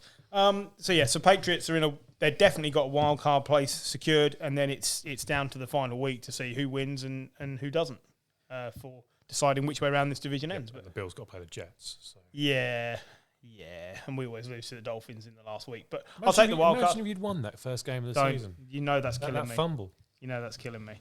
Matt. I have made a point here. I don't think Matt Jones should be Rookie Offensive Player of the Year because he has Bill Belichick and the Patriots, and I think what Jamar Chase has achieved is much better. But I think there's a chance he'll win it because he's a quarterback. I want to go on record and say I don't think that's right. He's been very impressive. Oh, he's but been He's good. been We all the agree. best. We all He's been the agree. best quarterback. Deserves to be in contention, but yeah, if he wins it, then it's And out of the Bills and the Patriots, if the playoffs are happening tomorrow, which team would you rather face? Patriots. Oh, it's all gone quiet. I never want to play Bill in the playoffs. And the Bills, as you say, that in a tight game, and if you in the playoffs, it's tight games. I'd want to play the Bills because I think Gary, I would also want to play the Bills because is it the Belichick factor? no, actually, it's not. I think the Bills' defense is definitely not as good as the Patriots' defense. It's not. No, yeah. Sorry, It's I not. was trying You to were figure just out. frowning generally. I was literally trying to figure out what you just said in my mind. That's That's just pretty tired. that's his face at 10 o'clock at night.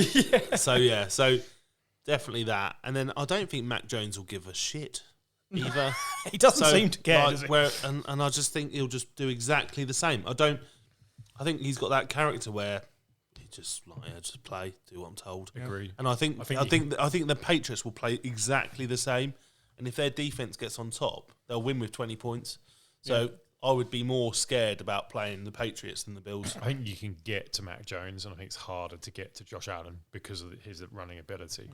I think because he's a rookie quarterback, you could probably confuse him a little bit easier than you could Josh Allen after a number of years. Their running game is really good at the moment, the Patriots, and they're both back, and they're both Stevenson and Harris. this That's an week. awesome duo right now. So those two, they take the pressure off, don't they? Yeah. So I wouldn't want to play the Patriots. Gary, Jim, I've already you said sure? I want to play the Patriots. I just wondered if Gary had changed your mind. No. Okay. I've fair. changed mine because I picked the Bills to win the Super Bowl at the start of the season. Yeah. But Oh, they might do. Fucking hell. Let's put the AFC to bed. They are actually Super Bowl contending. Let's not. Yeah, it's not the Raiders. Let's put the AFC East to bed Fucking hell. by sympathising with Jets fans who had to watch Tom Brady mastermind a 2-minute drive from his own 7-yard line for the win again. Was a thing of beauty. 28-24, the final score. This came after the Jets had led from the 3rd minute of the game all the way down to 2 minutes from the end and looked to be snatching a famous win, but they jetted it up because they suck cock like a heroin-addicted hooker. I think the Bucks were ahead for like 12 seconds. Yeah, it wasn't Something long. stupid like that. And then the Jets tried a sort of throw it around game and just ended up fumbling any opportunity away. But it was a thing of beauty. Brady moved down in 1 minute 50 seconds down the field, passing to a receiver called Wilson, Cyril Grayson, Grayson, who was in the game because Antonio Brown's Brown a dick. is a cunt. So Antonio Brown left the game after refusing to go back in after he'd rested for a couple of plays, claiming he couldn't go back in. And Bruce Arians basically told him where to go. And so he did. He took off his uniform. He did a little celebratory dance in the end zone. By the way, the Bucks should have been penalised. Yeah, because he was an extra man on the field. Yeah. And then he got in an Uber and left. So what I don't understand about all this is, okay, fair enough, take your uniform out there, but surely you've got clothes in the change room you could have put on. He went to the change did, room. yeah. That's where the change room was. And like, surely it's quite cold in New York at the moment. I know these are, head sharp and adrenaline and all that, but you could have put a shirt on, man. Yeah, it's not. Cool. Anyway, did he get an Uber in his?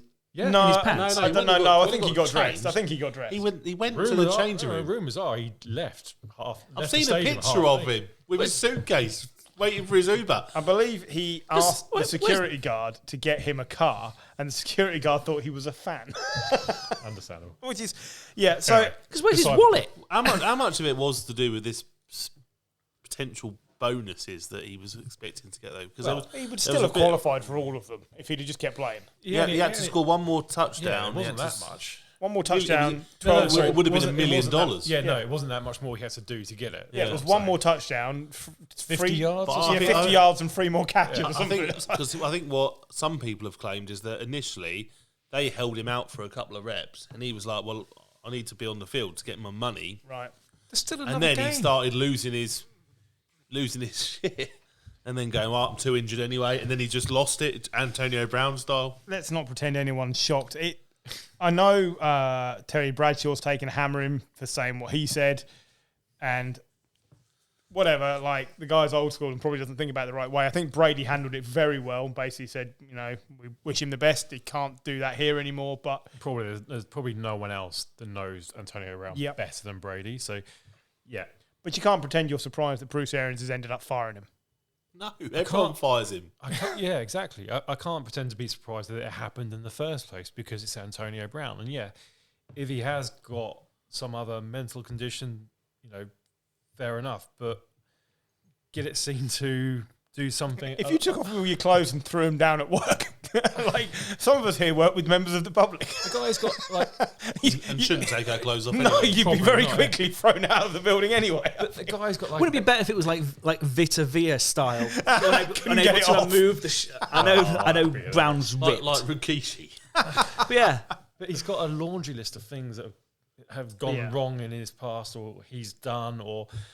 So you're right. There's no shock that this happened. Everyone's like, "Oh, right, that's Antonio Brown. Then he's off." So the other week, Brady put up a new record for the most passing yards against a single franchise ever when he went 1 million yards against the Bills.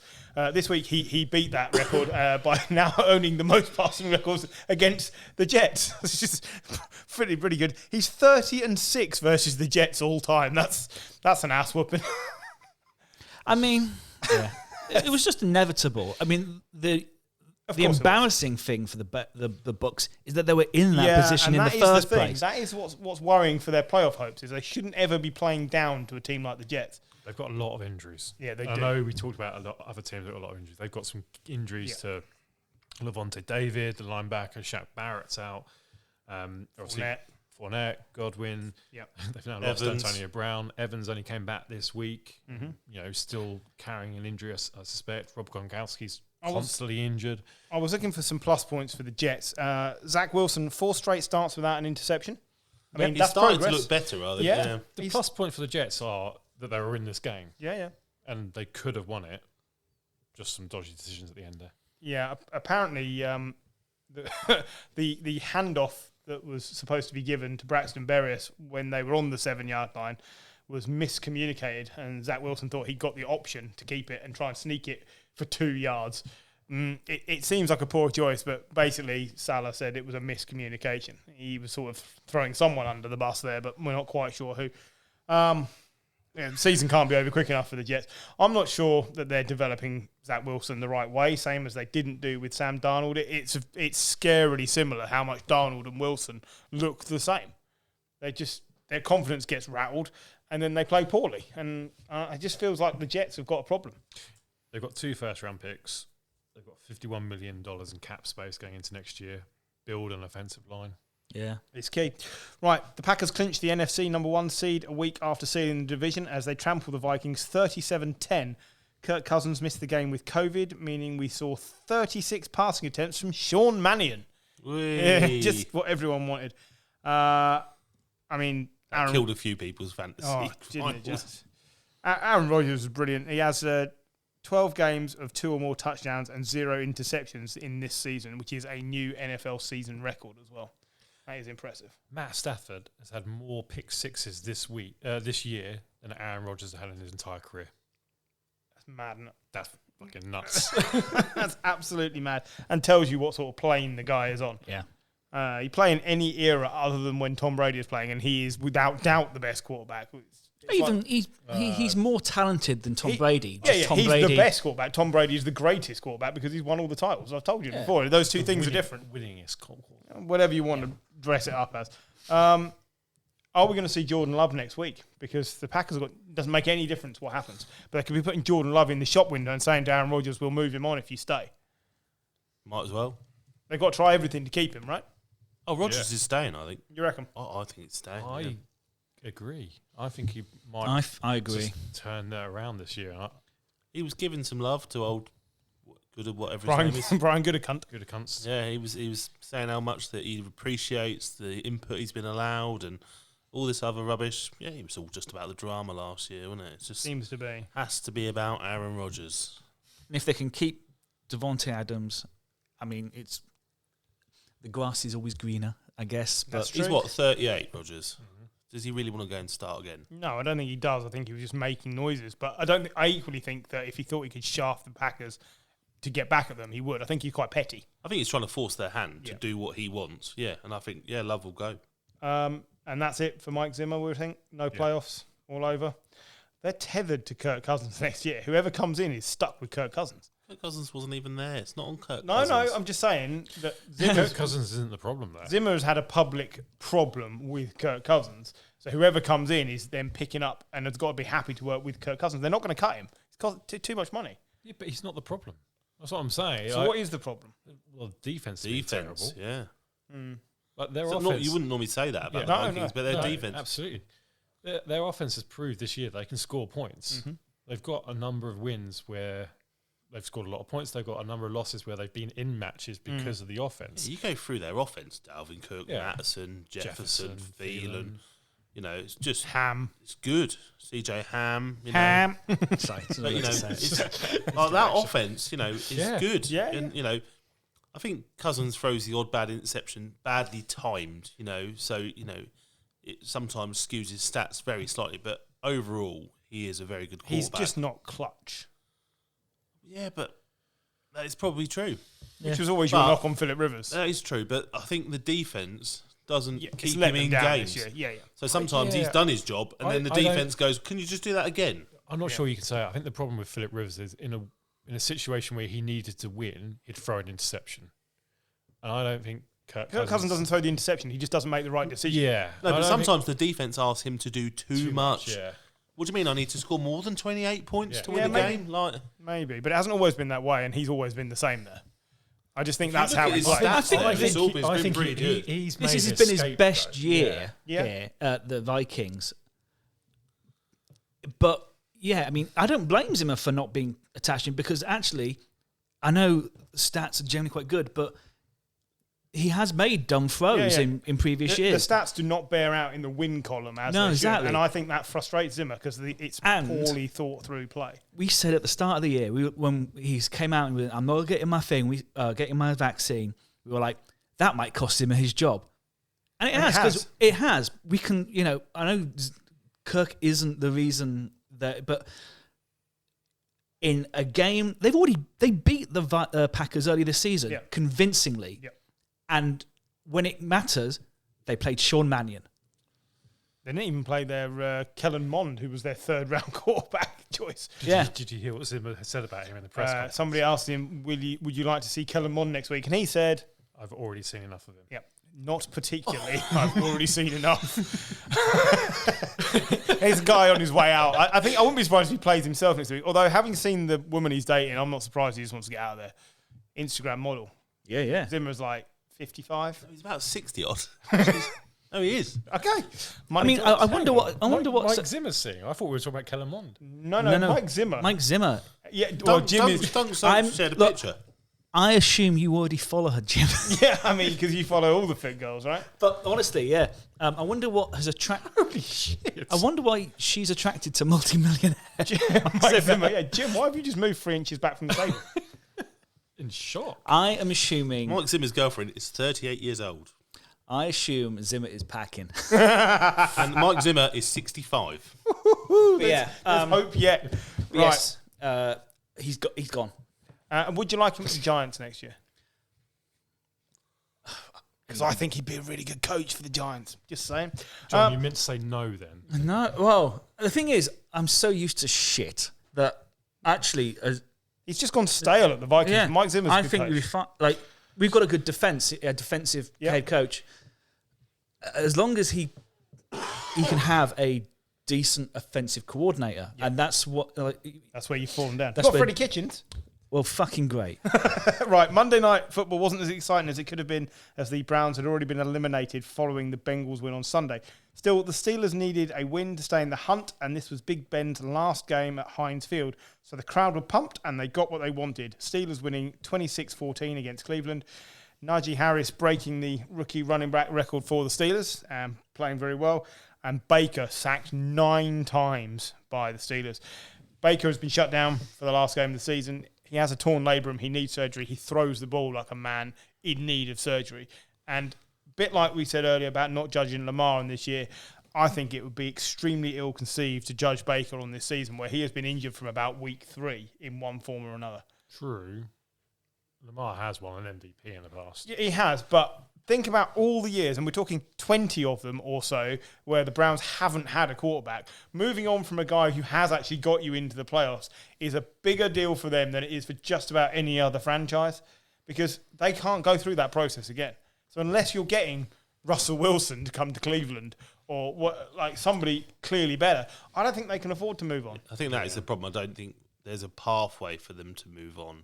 Yeah. And I think Baker's probably it's probably cost Baker a little bit of money this season.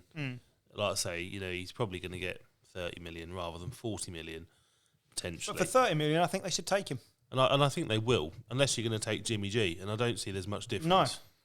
The only That is thing the only They pathway need to I get see. him to take a bit less money so they can keep the running back stable. Yeah. And then I think they can win, because last year he was good. And in his first year, he threw all those touchdowns. But when he gets injured, he doesn't have enough other offsetting skills It's to make when up for Chubb it. and Hunt aren't both firing that team has a problem, which we know, because it allows the defense. We talk about it all the time. Allows the defense to stay fresh. If Baker's going 3 and out very quickly, then it's just not fun.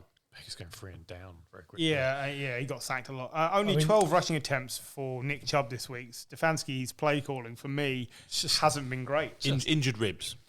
Yeah, but Dearness Johnson has been I'd brilliant. never heard such good news. No, Dearness Johnson has been brilliant in the games where he's been called up to be the number 1 running back.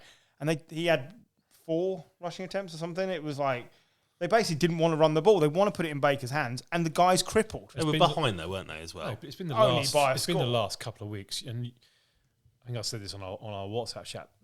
They got a rookie playing right tackle against TJ Watt. Yeah, Four sacks, wasn't it? 4.5 sacks. No chance.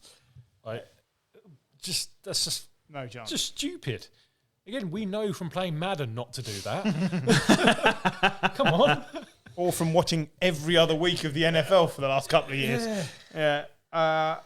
There's not much else you can say. The Steelers are in the hunt. The fact that they tied a game earlier in the season means if they win, they're in. Win and in. Yep. No, And Mike Tomlin has still never had a losing season as the Steelers head coach, and he won't have. two things, and that's one of the things as to why Mike Tomlin is brilliant. The other one is managing Antonio Brown for 9 years with very little. Yeah. Well, no one. We knew he was. Drama, We knew he was. We knew there were a few Troubled. little bits of drama. But we didn't realise just how much of a dick he was until he got to Las Vegas. Yeah, you look at the level of drama when he was at the Steelers versus when he's not at the Steelers. And he had Bell as well. And he had Bell as well. Like, And Ben that guy, Roethlisberger. that Martavius guy needs to write Bennett. a book about how to manage a team. Brian. What did I say? Bennett. Martavius Bryant. Yeah. Yeah. I was watching old Ben videos earlier. It was just lovely throws to Bryant. But of course, he was also a pain. Yeah. Charismatic. And they could become the first team to get a 500 season with the 17 games. Yes, they couldn't could. Yes. Brilliant. 8-1. The last matchup with playoff implications came as two of the league's most disappointing teams faced off in New Orleans. The Saints beating the Panthers 18-10 to keep their wild card hopes just about alive. Matt Rule, the worst head coach through 2 seasons that the Panthers have ever had now. It's not going well. It hasn't been very long. Yeah, The but Panthers haven't been around that long. 1995. Yeah, that's not that long. It's long enough to have had a few head coaches, and Like if that's a long time ago, we're really, really old. well, we are really, really No, old. we're not. Jimmy's. That's not a long time for a franchise, is it? Well, no, I in don't terms know. of the other franchises, no. It's not like But they're not new kids on the block. If that was the Packers or something, I'd be like, oh, that's a really good stat. But I'm digging out your stat a little bit. I think it's relevant. Is it that relevant? We can all agree that Matt Rule hasn't been very good. Yeah, because he hasn't been very good. And Apparently he's getting another season. yeah, Is it the ownership, though? Do they know what they actually want? Because they seem to just change their mind all the time. David Tepper is just very aggressive. So he decides he wants something, and then when he can't get it, he decides he wants something else. And I don't know. I think Matt Rule is getting another year, and I think that's fine. But the quarterback situation is a joke. I So always get him mixed up with the guy who does Scientology, David Miscavige or whatever his name is. Just, I don't know, just something about his name just always confuses me. Tepper or Matt Rule? David.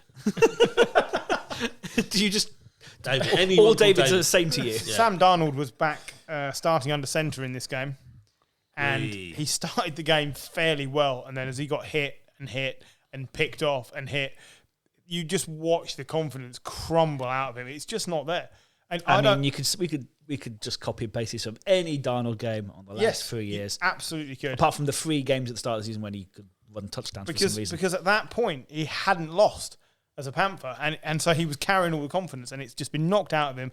And I think he's done as a starting No quarterback. offensive line, no Christian McCaffrey. It's been the same for 2 years. Yeah. I feel for Darnold, and I know he's probably not. He's not out of the league, but he's not a starter next year. And I feel for him because in his time he's had Matt Rule, who I know he's only 2 years, but just can't seem to coach a quarterback, and he had Gase. And I mean, if it's just a poison start to your NFL career, that is it. And It's like Mitch Trubisky getting Nagy. It worked when it worked, and then At it least- didn't. But what we were saying earlier is Mitch Trubisky would be one of the best. He would be a 32 starting quarterback. He's the best backup quarterback, we think. Sam Darnold is going to be someone's backup next year, and he isn't going to be a top 32 starting quarterback. If you see him play, this is what you're going to see, because this is who he is. He just gets completely dragged down when his confidence goes. oh yeah, but I mean, what he probably could do with a break, if he could get lucky and end up with a sort of quarterback whisperer type head coach, that'd be great. Because actually, he's still young. Yes, he is. 24? 24. There What, I'd give is him a ceiling 24. there, There's a huge downside as well, but I mean, So what you're saying is you're not quite ready to give up on Darnold, but you wouldn't take him as a starter at the Giants, would oh you? God, no. But I mean, he'd be better than fucking Glennon. But anyway, We'll get on to that. Don't worry, it's coming. It's coming. Sam Darnold is what the Jags should be looking at with Trevor Lawrence. Yes. And worrying. And that's like Yeah. he came into the league with all the talent and he got completely put over by a bad organisation and is not having a good follow-up. Good follow-up season with a second organisation. The Jags need to look at that and go, we've got a generational talent here. Let's not do what the Jets did. Yeah, agreed. The Cam Newton saga seems to come to an end. He came in for one snap, rushed once for 5 yards, and was not seen again. It's done. The Cam comeback is gone. He hasn't won a single game since he's been back. It's over, and should he just be a needs. running he should just be a running back. Gary's mentioned it. Yeah, agreed. But he should just retire. Is No, what he should. He do. should just earn another 3 or 4 million He being should. a running back. He should. Yeah. You're going to be a backup quarterback as long as you're not going to get any games. As long as you don't want him to pass. He should sell suits. Both of these teams with new starting quarterbacks next season, we think. Yes. Don't think I think Jameis Jameis gets. will come I back. think I think Jameis gets Jameis another comes year. back. No, I don't. Yeah, I think I think Peyton he liked does. him I think he will. because he there's he not much bombed it better. down the field, and I don't know who they're going to get. I would rather see the Saints pick up one of these not so great quarterbacks coming out of the draft and develop They them. might do that as well. Yeah. But I think I think they'll they might keep do that as Jameis well, there yeah. as well. Yeah, I think Jameis will be Plus, they're starting. spending all kinds of stupid money on. Their cap for next year looks ridiculous. They're Yeah. currently minus 61.8 million. Brilliant. And how much of that's Taysom Hill? Too much. 20 much, 20 something, million, but yeah, Uh, they've Taysom- wasted a They're great winning defensive games asset. with Heck of a Taysom Hill, defense. They're winning games but with Just. defense. but it's the defense. I mean, is it Cam Jordan? He had Stepped up three again. and a half It was sacks last incredible week, again. yeah. You forget he doesn't get enough plaudits. His name doesn't come out enough, but he's had a brilliant career there. Okay, so that's the final playoff game. So the finalies. There were 2 dead rubbers this week. Russell Wilson led the Seahawks at home for possibly the final time as they savaged the Lions 51-29. Ouch. Another game where the Lions did not keep it close. And to be fair, I was kind of surprised. I thought it'd be closer than that. I hadn't seen the I thought it'd be closer Seahawks than do that. this. But only because I've not been very impressed with the Seahawks all season. But yeah, I still the don't Lions give are a bad. shit. No. Yeah. DK Metcalf re-emerged, 3 touchdowns. Yep, he Yes. can run in a straight line and catch the ball. Yep. Amon-Ra St. Brown. He's Good player. Good. a beast of a player, right? So is he now, I believe, as a rookie, matching Calvin Johnson's rookie season? Like he's That's- right up there with Calvin Johnson. That's fucking ridiculous. It is It's fucking the danger of judging on Of course, stats. of Dangerous course. stats, yeah. because he's the only player they can throw to. Exactly. Absolutely. But at least it's a piece. Rashad Penny, again, really good for the Seahawks at the end of this season. Amazing when you need to get paid. Yes. Isn't it? Isn't Yes. it just? I don't think they will pay him, Rashard but- Adebayo Penny. Is that So, and we've only got this week and next week to say this, but Carroll yes or Carroll no for next season. I think he's gone. I think he'll be there. I think he's gone. I think I think he's gone if Russell Wilson stays, and I think if Russell Wilson goes, I think they're both gone. he'll stay. I think I they're both think- still there.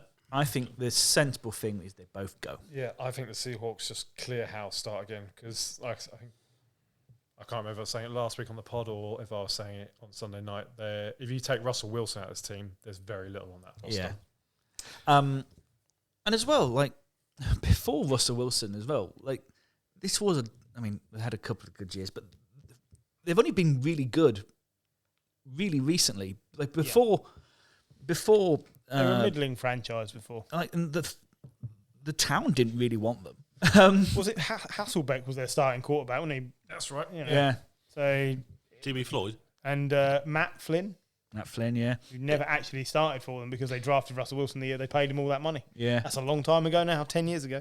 But yeah, no, it's I don't Strap care. yourself in, Don't- John. I don't like them. The Giants continue their crusade to be named the most disappointing franchise in football. Over the last 5 years, they have the least wins, tied with The Jets. the Jets. New York, hello. I won't read. Basketball's going all right. In New Yeah, York. it is. Yeah, Jersey, yeah. really. They were And mauled by the Bears. Rangers won. They were mauled by the Bears, 29-3. And Mike Glennon, savaged by the Lions, mauled by the Bears. I was on it this week. Mike Glennon, Jim did read us the list I've of. got it here. Go on.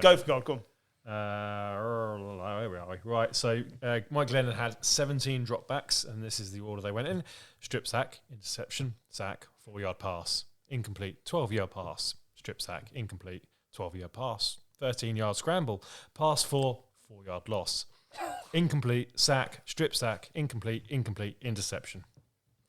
You want to? You want to talk about this, John? Do you need I would therapy? take Jalen Hurts over that. Yeah, you take Jalen Hurts over that. There's not a lot to say, but Joe Judge coming out after and saying, people want to play at this team. We haven't got our golf clubs out in front of our lockers. People are playing hard. No, people are not playing for him. Nothing's going right for him, and he needs to go. It's clean house time. I think John mentioned this on Sunday. This team was so bad that when there were highlights of the game, Red Zone didn't show them. When they picked off Andy Dalton and no one knew. Yeah, it's just garbage, quite frankly. And I feel for you. I really do. I do as well, because it's too many years depressing. now. It's just hard work, and I don't think there's any point pouring more oil on the fire. Glennon is no longer a league-worthy backup. Jake Fromm, they clearly don't feel is worth seeing again. I don't know. I mean, are you not playing for him next week? I don't know. Somebody should be. As a Leeds fan, you get used to these sort of shitty years, and the worst bit is when other the people who support other teams going, oh man, I feel for you. And that sort of fake pity is when I know that's the worst it's going to get. Because you realise Griff and I are Luton fans. Yeah, Luton Town fans. We do feel for you. We understand you. I know, because I gave you guys false. I went to I went to Wembley with you to watch Luton. It's bad. And why don't they just merge the two teams and get someone else? Like, seriously. Like, New York Giant Jets. Yeah, they can play in yellow, blue and green. Just play in yellow. Literally merge them. Like, honestly, do New York need two teams? Yeah, it's a massive. I mean, don't forget Buffalo. They've got Buffalo as well. But that's not. It's New York. Do they need two shit teams? No, that's what they one don't. good team. But if you merge two shit teams, you're not going to you don't get a good team out of it. You just get a massive pile of shit. You might do. You can pick through it and I don't think see what you can find. Look, guys, here's the issue. The issue isn't the fact that there's going to be 106 middling players now. That the issue is organisational. The Jets' ownership is appalling.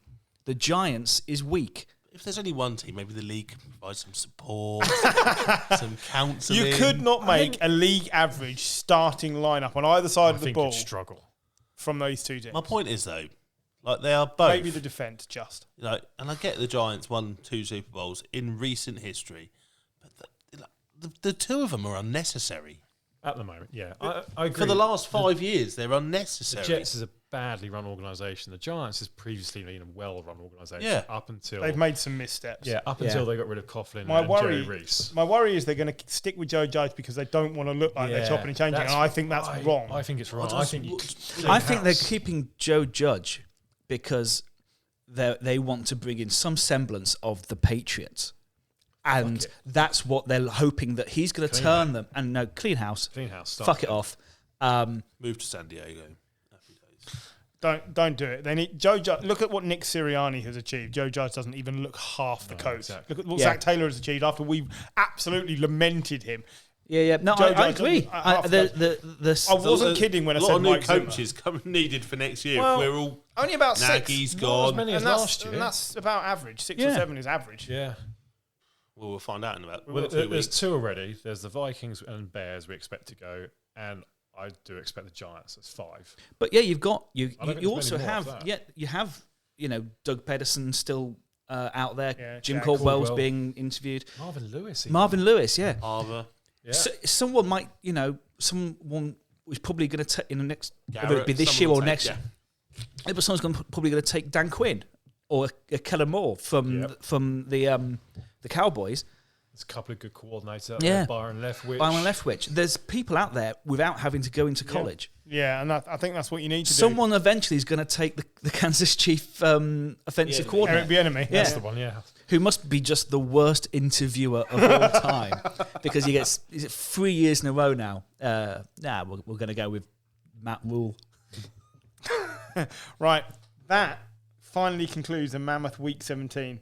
There is still a week to go, but let's pick out the best fixtures from the forthcoming week. Rams Niners. Well, Rams-Niners is top of most people's lists, I would think. Effectively, winner takes all. I know the Rams are in already, but this is for seeding and playoff position at all. I mean, the ones that are the important one are the ones that are most relevant to playoffs. So yeah, Raiders, Chargers. You don't care about football team Giants? I fucking do not. Yeah, Chargers-Raiders, I'm really looking forward to that. There is some turd, isn't there? Bears, Vikings. Oh, God. But there is a scenario whereby if the Jags win, then on Monday night the Chargers and Raiders just could take 15 kneel downs each and both go through with a tie. Also, the Colts haven't won in Jacksonville since 2014. I know. So theoretically, the Colts could lose, and then these two teams just kneel down for the whole game. Well, actually, They're should not we, going to do that. should we mention the Jags protest? Oh yes, go for goal. Go on. Because the Jaguars fans are protesting the owner this weekend. Apparently, they're going to wear clown masks with Shad Khan moustaches, and Brilliant. it's not looking. It's looking. I mean, it's bad, but I mean, they don't even have that many fans now, and now they're protesting. I know. It's a fucking But dumpster. it's a small but vocal fan base that's rightly angry. But if they do beat the Colts, there is concern because there's nothing in the league rules to stop the Chargers and the Raiders just not playing. Was it Austria, Germany in the 82 World Cup? it was, Did yeah. the same thing, Yeah, just yeah. pass the ball around the centre circle. So then they changed it so all the games were played at the same time. I think the NFL might be readdressing their scheduling.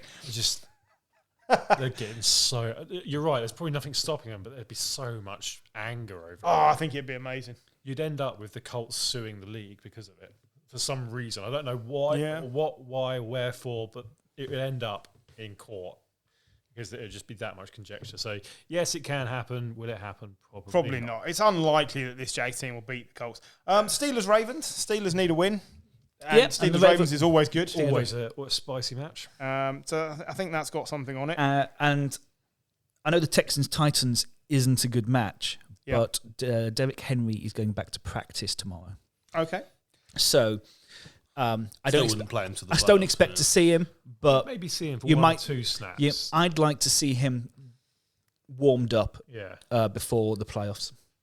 Saints-Falcons for me is the one because I really think the Falcons could beat the Saints and then the God, Niners are in. I really don't think they'll care enough.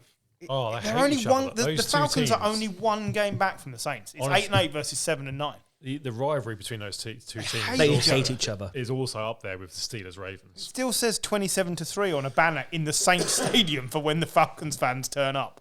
It's still that's how much they hate each other. They are one game separated. The Falcons have not been great, but neither of the Saints. I absolutely think the Falcons can win this game. In which case, you are riding into the sunset. I mean, it's the Saints' defense will been make it great. awkward, Yeah. but you wouldn't trust the Saints' The offense. Falcons have the better offense out of the two right Yeah, now. absolutely. And I just think they might do them. I'm fully expecting the Patriots to lose to the Dolphins, but I don't really care because we're already in the playoffs. But I'll nail No. my colours to that mast. We always lose the last game of the season to It's the two flat track Dolphins. bullies, Yep. and so I mean, it's not going to be a. It won't matter anyway. Neither 'cause team's going to whoop the it. Bills others. will beat the Jets. Oh, the Bills are going to win, but fine. you know, it'll be interesting to see. And I don't think an extra game has been a bad thing. I wasn't on board with extra games just for TV money rights, but I think it's the made it extra interesting. game and the extra playoff place in combination of each other. Yeah, I so think the it- extra playoff place I didn't like until they added the extra game, and the two things together I think is fine. I don't want to see a league just continually adding games till we end up with like a 40-game season. In But terms of player welfare, I still have issues, yeah, but in terms of but thankfully due to COVID, most players have not played all the games this season. exactly, but for entertainment wise, it's good because Yeah. it's still going. So let's. Sometimes even bad decisions can work out right. Derek Henry might not have been back for the playoffs if there wasn't an extra week. That's true. True. Absolutely. Right, that leaves us to wish all the listener a happy 2022. Time for bed for this band of old dudes. Good night. Night.